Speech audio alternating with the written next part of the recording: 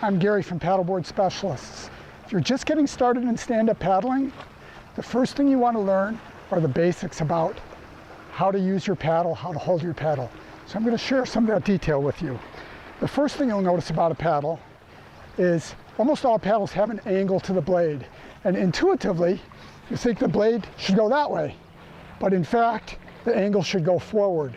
The reason the angle should go forward is all the power in your stroke is ahead of you, and having the angle forward maximizes the power phase of your stroke.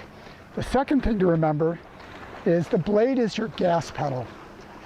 Often when we've taught people, and we've taught thousands of people over the last 9 years, we'll see they're just putting this much of the blade in the water, this much of the blade in the water.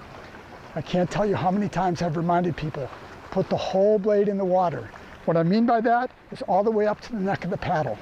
Don't even start pulling or pulling the blade through the water until the entire blade is buried. You'll get the most out of each stroke.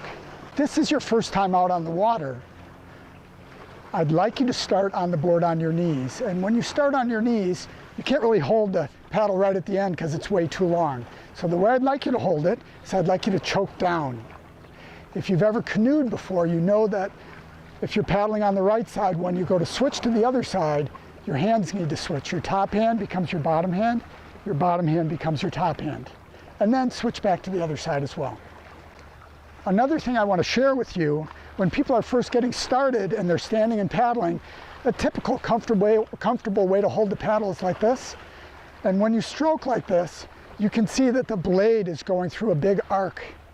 And that arc is going to drive the board to the left when you're paddling on the right, and to the right when you're paddling on the left. To help make your board go straight, it's important to keep the shaft of the paddle completely vertical. And you actually twist your body a little bit to get it completely vertical, and you can see now it's going to drive the board directly forward.